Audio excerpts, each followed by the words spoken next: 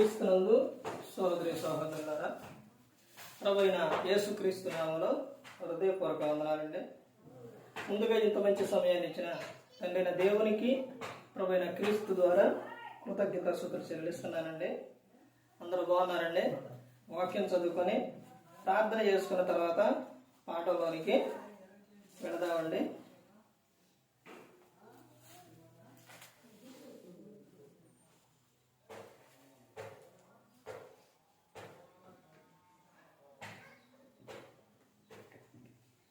యోహాను సువార్త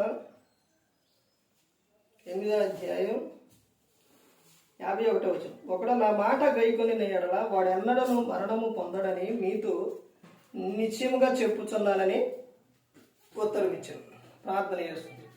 పరలోకమందున్న మా తండ్రి, పరిశుద్ధ ప్రేమ గల తండ్రి, గొప్ప తండ్రి, యెహోవా తండ్రి, మీ ప్రియకుమారుడు యేసుక్రీస్తు ప్రభువు ద్వారా కృతజ్ఞతాస్తుతులు చెల్లిస్తున్నాను నాయన. ఆరాధన క్రమం అంతట్లో మీరే నడిపించిన నాయన. అయ్యా, వాక్యం బోధించుండగా వినివారు తండ్రి మంచి రోజున తిని వాక్యానుసారం నడిచే భాగ్యం ఇచ్చేయండి ఆయన.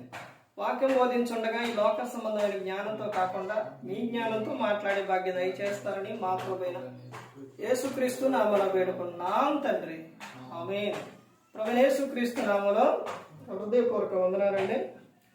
దేవుని కుమారుడు యేసుక్రీస్తు ప్రభు ఈ లోకానికి వచ్చిన తర్వాత పరలోక రాజ్యం సమీపిస్తుంది కనుక మారు మనసు పొందమని ప్రకటింప మొదలుపెట్టారు. అంశం పాఠం పేరు దేవుడు ఉన్నాడు జాగ్రత్త. దేవుడు ఉన్నాడు జాగ్రత్త అంటే దేవుడు ఉన్నాడు, దేవుడు చూస్తున్నారు.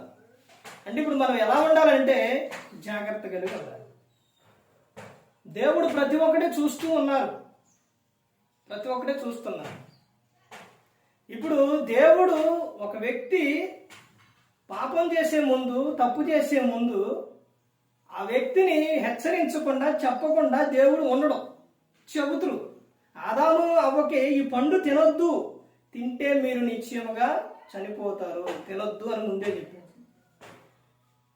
తర్వాత ఏం చేశారు అని అంటే వారు తిన్నారు. ఇప్పుడు మనిషికి ఆలోచన రావచ్చు, ఇన్ని చెట్లు ఉన్నాయి కదా, ఇన్ని చెట్లలోని దేవుడు ఆ చెట్టును ఒకదాన్ని వేయకపోతే, ఉంచకపోతే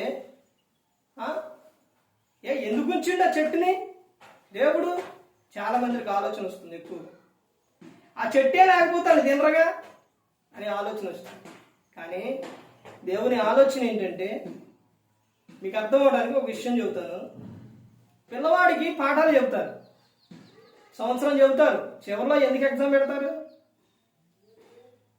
ఎలా చదువుకున్నాడు అనేది వాడు ఈ ఆలోచనలు ఏమున్నాయి, ఎలా చదువుకున్నాడు, ఏం నేర్చుకున్నాడు అన్నదే చివరిలో ఏం పెడతారు? ఎగ్జామ్ పెడతారు. అందులోని రాస్తే చక్కగా రాస్తే పాస్ అవుతాడు, రాయకపోతే అంటే లేనట్టు, మనసులో లేదు, ఫెయిల్ అవుతాడు. అలాగే దేవుడు ఎందుకు పెట్టారు అని అంటే మనలను పరీక్షించడానికి. ఆ పరీక్షలను కూడా ముందు దేవుడు మనకి తెలియపరుస్తున్నారు, తెలియకుండా చెప్పకుండా చేయడం. ఇప్పుడు పాఠాలు చెప్పకుండా ఎగ్జామ్ పెడతారా? పెట్టరు, చెప్పిన తర్వాతే పెడతారు. ఇంకో విషయం ఏంటంటే, ఏది రాయాలి, ఏది మరి ఎక్కువగా ఇదిగో ఈ ఫలాంది వచ్చింది, ఎక్కువగా ఇది ఉండిద్ది, దీన్ని తీసుకోండి, దీన్ని చదువుండి అని చివరిలో కొన్ని విషయాలు చెబుతారు. అలాగే దేవుడు కూడా చెప్పాడు. ఏమని చెప్పారు అని అంటే, ఇదిగో ఆ పండు తినొద్దని ముందే చెప్పారు. కానీ మనిషి ఏమైపోయాడు, ఏం చేశాడు? వాళ్ళు ఏం చేశారంటే, దేవుడు పెట్టిన పరీక్షకు వాళ్ళు ఏమైపోయారు? ఓడిపోయారు.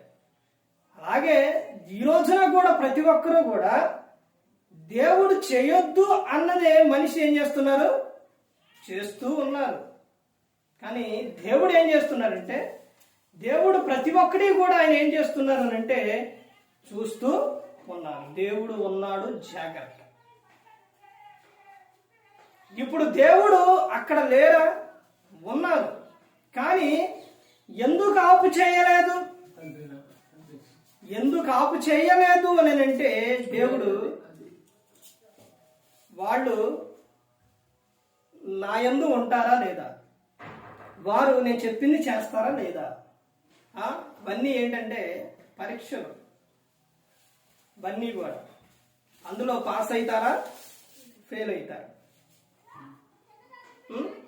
ఇప్పుడు స్కూల్లోని పిల్లవాడు పాస్ తప్పాడు అనుకోండి, మరలా వాళ్ళు ఇక నువ్వు వద్దు, స్కూల్ నుంచి వద్దు, వెళ్ళిపో, ఇక నువ్వు పనికిరావు అని అనరు. మరలా ఏం చేస్తారు? ఎగ్జామ్ పెడతారు. తర్వాత అది అయిపోయిన తర్వాత మరలా ఇంకో క్లాసుకి అయ్యా ఈసారి బాగా చదువుకో అంటారు.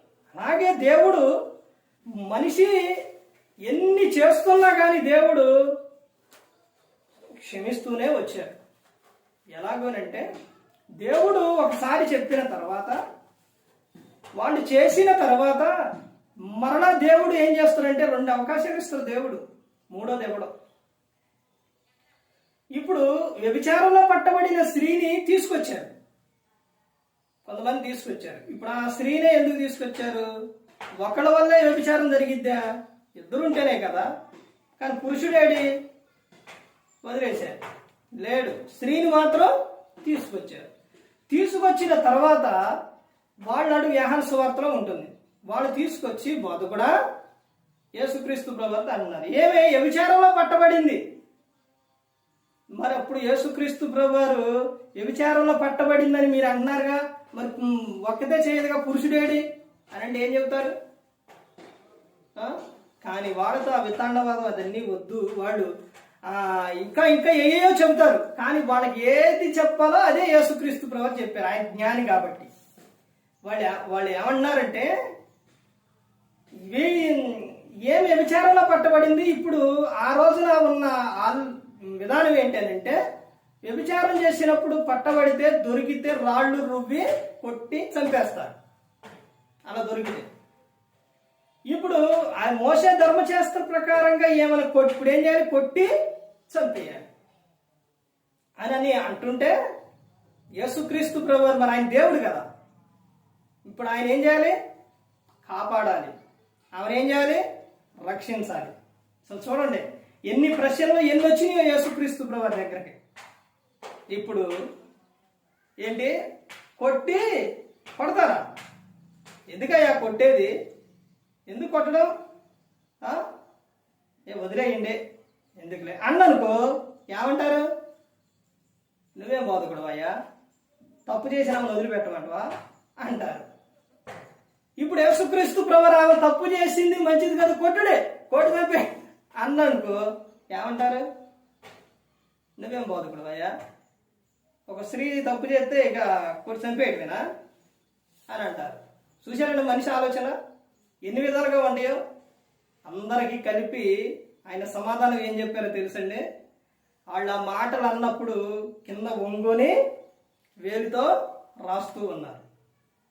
రాస్తూ ఉంటే ఆగట్లేదు.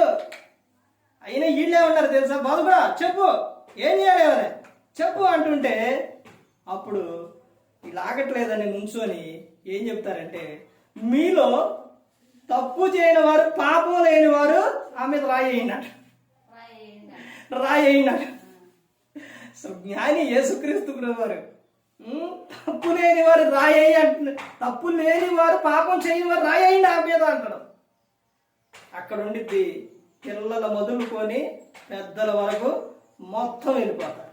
అంటే అందరిలో, పిల్లల్లో, పెద్దల్లో, అందరిలో ఏముంది?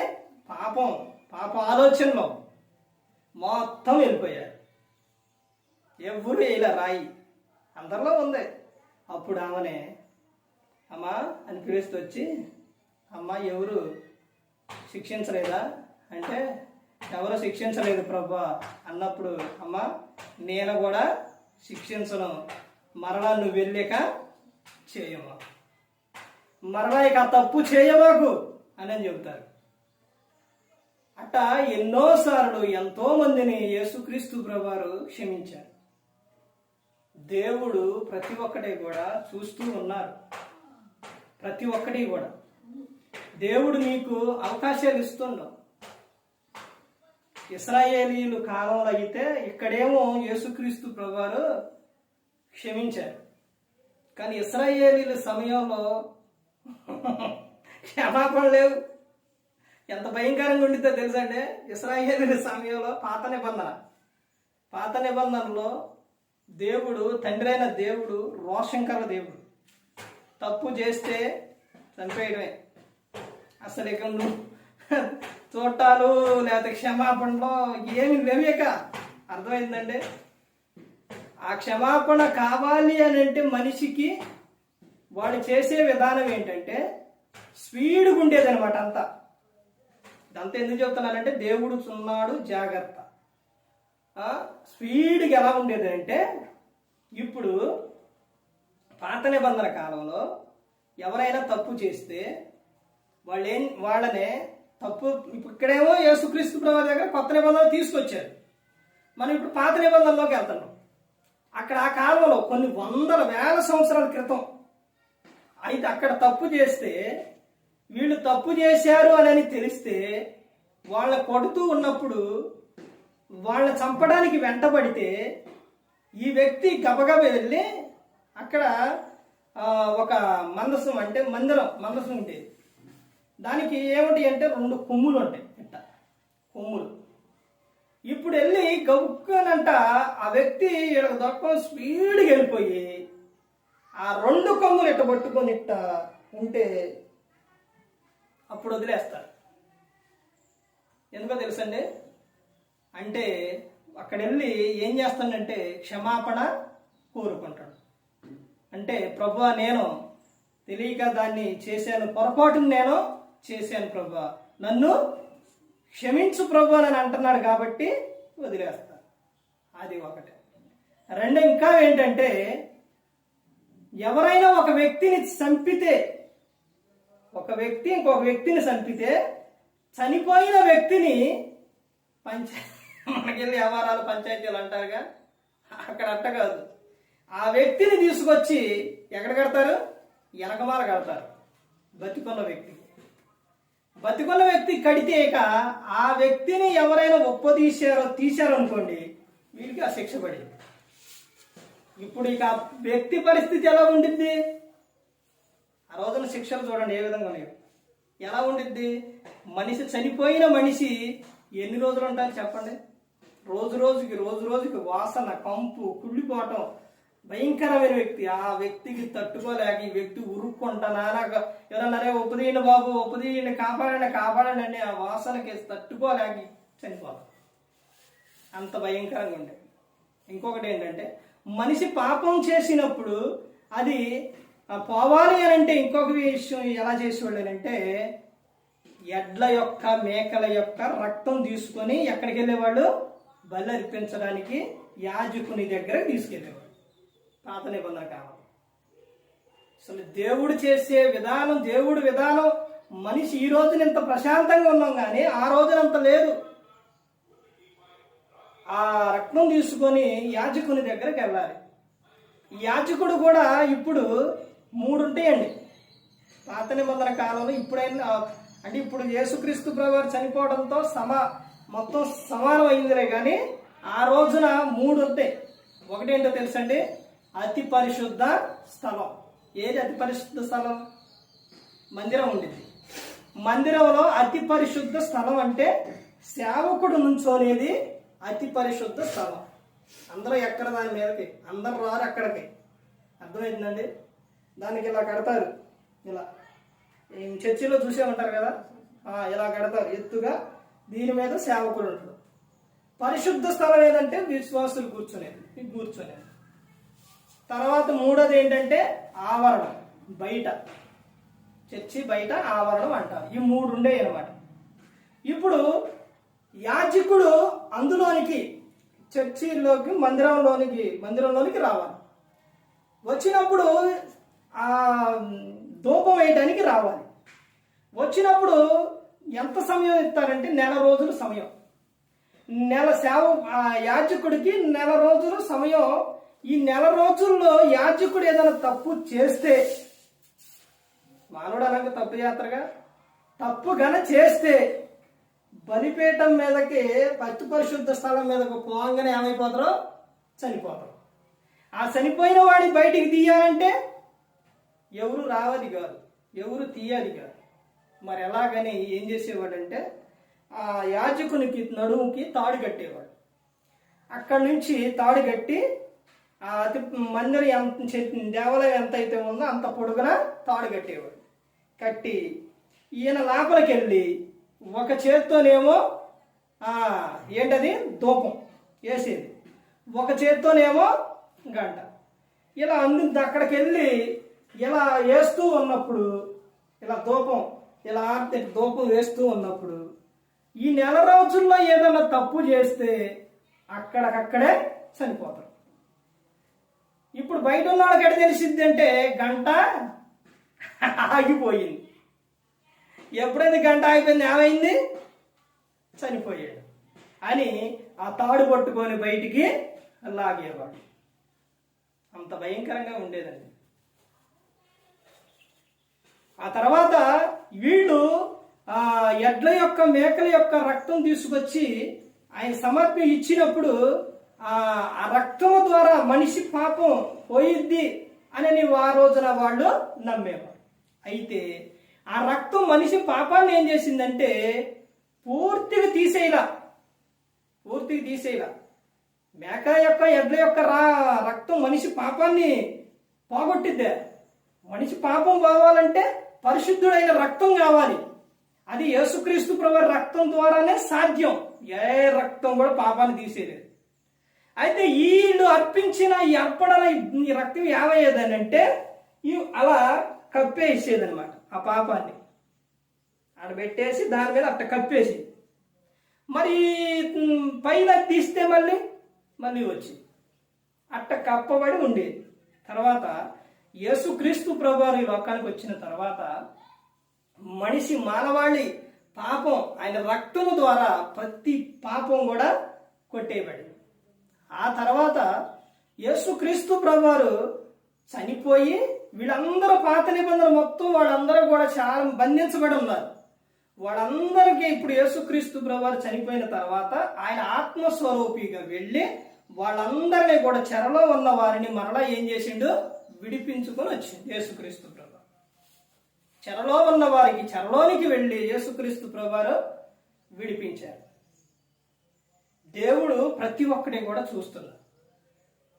వీళ్ళు ఇశ్రాయేలు ప్రజల్ని ఐగుప్తుల నుంచి విడిపించిండు దేవుడు.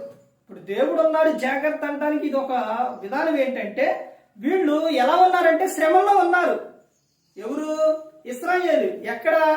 ఐగుప్తు దేశంలో. ఎవరి చేతిలో? ఫరో చేతిలో ఉన్నారు. వీరు శ్రమలు పడుతున్నారు. ఎంత కఠినమైన శ్రమ అంటే, ఎంత భయంకరమైన శ్రమలు అంటే అంత భయంకరమైన శ్రమలు పడుతున్నారు. తట్టుకోలేని పరిస్థితి. అప్పుడు దేవునికి మొరపెట్టుకున్నారు. ప్రభా మమ్మల్ని రక్షించు ప్రభా, కాపాడు ప్రభా అంటే అప్పుడు దేవుడు ప్రవక్త, ఆయన ఎవరు? ఆత్మస్వరూపిగా ఉన్నాడు. ఆయన రాడు కదా. ఆయన మనిషిని, దేవుడిని నరుడు చూడలేడు. ఒక వ్యక్తిని పంపించి, ఎవరినైనా పంపించి రక్షించాలి. ఎవరు పంపించినప్పుడు? మోషే గారిని పంపించింది. మోషే గారిని పంపించిన తర్వాత ఉన్న అహరోను కూడా అక్కడే ఉంటాడు. ఇప్పుడు మోషే గారు వెళ్ళి ఫరోకు దగ్గరకు వెళ్ళినప్పుడు ఫరో నా ప్రజలను అందరిని పంపించంటే పంపిత్తరా? రాజు పంపించడు. అక్కడ జరిగిన విషయాలు ఏంటో తెలుసండి? ఎన్ని అద్భుతాలు చేసిందంటే దేవుడు, ఎన్నో అద్భుతాలు. దేశం నిండా మిడతలు, తర్వాత కప్పలు, తర్వాత ఎన్నెన్నో 10 తెగుళ్ళు, అవన్నీ మొత్తం చివరికి ఎప్పుడు పంపిస్తారంటే తొలిచూలుగా పుట్టిన కుమారులు, తొలిచూలుగా పుట్టిన అన్ని తొలిచూలు ఏదైతే ఉండిద్దో, పిల్లలు కానీ జంతువులు కానీ అన్ని మొత్తం ఏవైతే ఉన్నాయో అన్నీ చనిపోతాయి. అప్పుడు ఏ కుమారులు కూడా చనిపోతారు. అప్పుడు వచ్చింది. ఇక అప్పుడు ఏం చేస్తారో అప్పుడు పంపిస్తారు. పంపించిన తర్వాత అక్కడి నుంచి వీళ్ళు అరణ్య ప్రాంతానికి వచ్చినప్పుడు వస్తూ ఉంటే మరి ఇప్పుడు దాకా సుఖపడ్డాడు ఫరో. వీళ్ళందరూ ఉన్నారు కదా, పనులు చేసేవాళ్ళు అవన్నీ మొత్తం ఉన్నారు. మరి ఇప్పుడు శరణంగా వెళ్ళిపోతే ఎట్లుండిద్ది? తట్టుకోలేక మరలా సైన్యాన్ని వేసుకొని వెంట ఎమ్మడి పడతారు. ఎంట పడుతూ ఉంటే వీళ్ళు వెళ్ళే సమయంలోని ఎదురుగా సముద్రం, ఎర్ర సముద్రం వచ్చింది. వెనకమాలేమో ఫరో సైన్యం, వీడు మధ్యలో ఉన్నారు. ఇప్పుడైనా గుర్తు రావాలి కదా. ఎప్పుడు గుర్తు రావాలి? ఇప్పుడు అలా మోసే మీద ఏమని వీళ్ళు మొదలు పెట్టారంటే, మమ్మల్ని చంపడానికే తీసుకొచ్చును, మా పని అయిపోయింది, ఎటు పోలేని పరిస్థితి అయిపోయింది అన్నప్పుడు మోసే దేవునికి ప్రార్థన చేస్తే, మోసా నీ చేతిలో ఉన్న కర్ర చాపు అంటంతోనే కర్ర చాపండి, ఎర్ర సముద్రం ఏమైపోయింది? 2 పాయలో అయిపోయింది. సముద్రాన్ని పాయ చేయగలుగుతారా? అక్కడ దాకా వద్దు, మనకి ఇటు మన వాళ్ళు వచ్చినాయిగా, వచ్చినప్పుడు దాటానికి ఒక కాలం అటు ఇటు పోమంటే పాయలు అయిద్దా? అవదు. కానీ సముద్రాన్ని దేవుడు ఏం చేసిండు? పాయలు చేసిండు. ఎట్టుందో తెలుసండి, గోడ గట్టినట్టు ఉందంట. సముద్రం ఎన్ని అడుగులు ఉండిద్ది? చాలా ఉండిద్ది. గోడ గట్టినట్టు ఉందంట. తర్వాత వాళ్ళు వెళ్ళడానికి కింద మళ్ళీ తడి కాదు, పొడి నేల, ఇట్లా ఖర్చున్నారు, పొడి నేల, ఆ నేల మీద నడిచారంటాడు. నిర్గమాకాండం, లేవియాకాండం, సంఖ్యాకాండం చదివితే అర్థమవుతుంది. అక్కడ రాసి ఉంటాయి ఇవన్నీ కూడా. అలా నడిచి యువతాల నుంచి అవతాలకే వెళ్ళిపోయారు. వీళ్ళు వెళ్ళిపోయేటప్పుడు మరి వెనకమాల ఉన్నాడు, వాళ్ళు రాలేదు అని అంటే మధ్యలో ఏం వేసిండో తెలుసు దేవుడు? అగ్నిస్తంభం వేసిండు. అగ్నిస్తంభం వేస్తే అక్కడికక్కడికి ఆగిపోయి అంతేకాదు మొత్తం. ఆ తర్వాత వీళ్ళ అవతారకి వెళ్ళంగానే వాళ్ళు వస్తూ ఉన్నప్పుడు, వీళ్ళ అవతారకి ఎప్పుడైతే దాటారో ఆ ఫరో సైన్యం అలా మధ్యలో అలా వస్తూ ఉన్నారు. అలా రాంగనే సముద్రం ఏమైంది? కలిసిపోగానే అందులో ఉన్న మొత్తం కూడా చనిపోయారు. అవి ఇప్పటికీ కూడా ఉన్నాయి. నిజమండి ఇది. ఇప్పటికీ కూడా ఎన్ని సముద్రంలో, ఎర్ర సముద్రంలో ఉంటే రథాలు, ఆ చక్రాలు అవన్నీ మొత్తం కూడా ఉంటే ఇప్పుడు అవన్నీ కూడా వాళ్ళు చరిత్రకారులు ఇవన్నీ చూస్తూ ఉన్నారు, చేస్తూ ఉన్నారు, పరిశోధన చేస్తూ ఉన్నారు.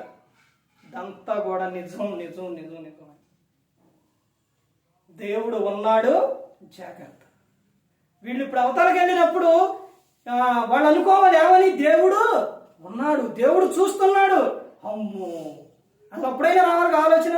సముద్రాన్ని పాలు చేయడం అంటే మాటల, సముద్రం విడిపోవడం అంటే మాటల. పిల్ల కాలవే, చిన్న కాలవడు ఇటు పోవంటే పోదు కదా, ఆపు చేయలేము కదా. సముద్రం ఎట్టా అట్టి ఇటు ఇదైందని అప్పుడల్లా తెలుసుకోవాలి కదా. అప్పుడు తెలుసుకోవాలా. అవతాలకి వెళ్ళారు. తర్వాత ఆహారం అంటే ఆకాశం నుంచి ఏమొచ్చింది? మన్నా వచ్చింది. ఆకాశం నుంచి మన్నా వస్తుంది, అప్పుడైనా తెలుసుకోవాలి కదా.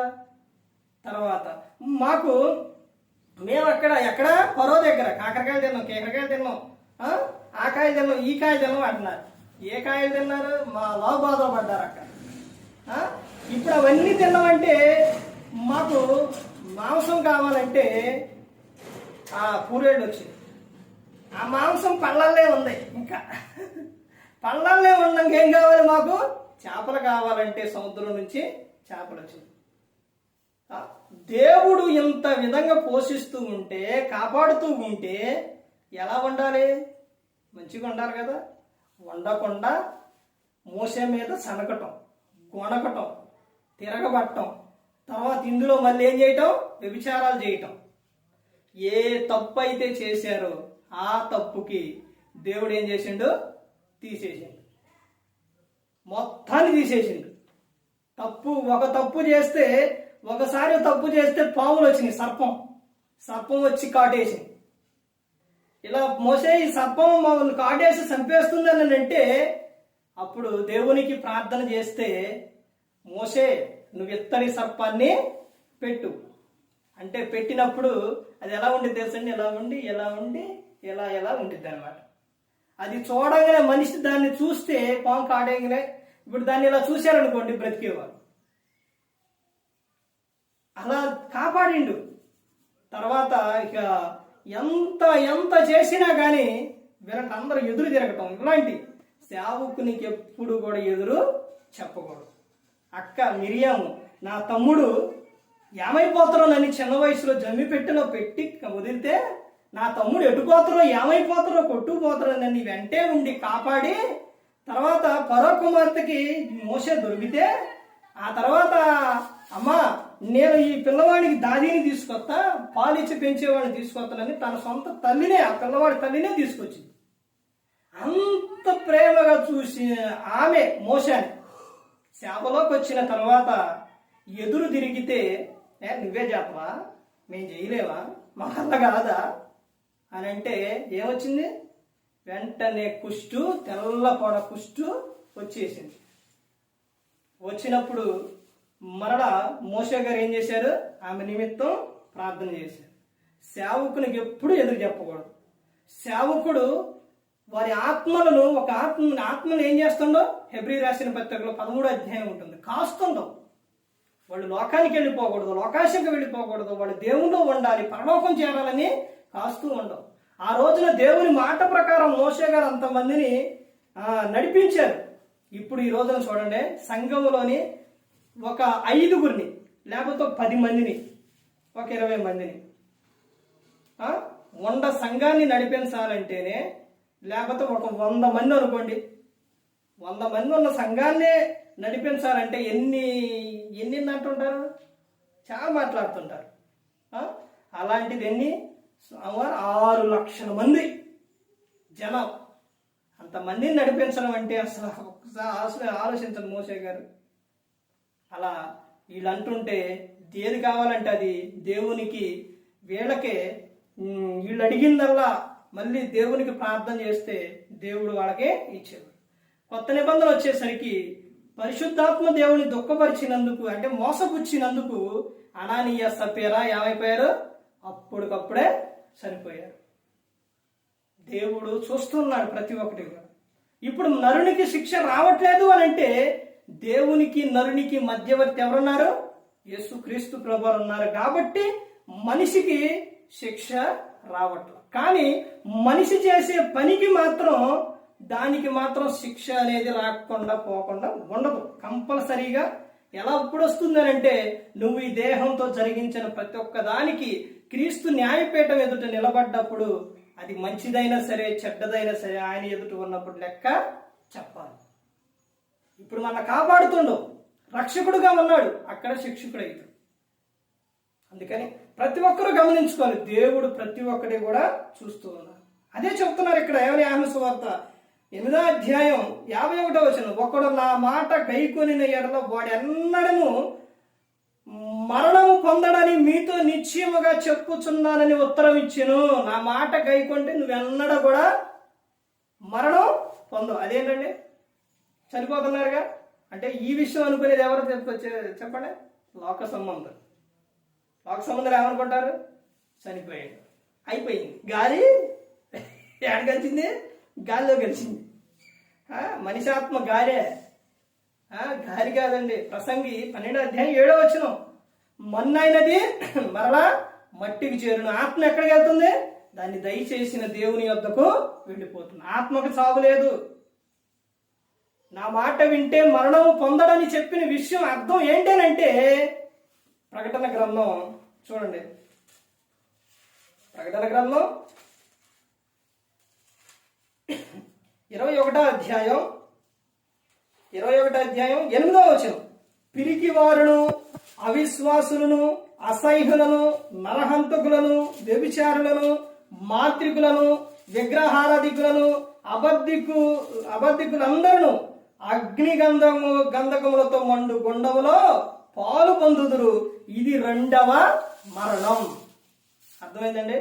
ఎవరు మరణానికి, ఎవరు అగ్నిగుండానికి, ఎవరు 2వ మరణానికి వెళ్తారు అని అంటే వీళ్ళు వెళ్తారు.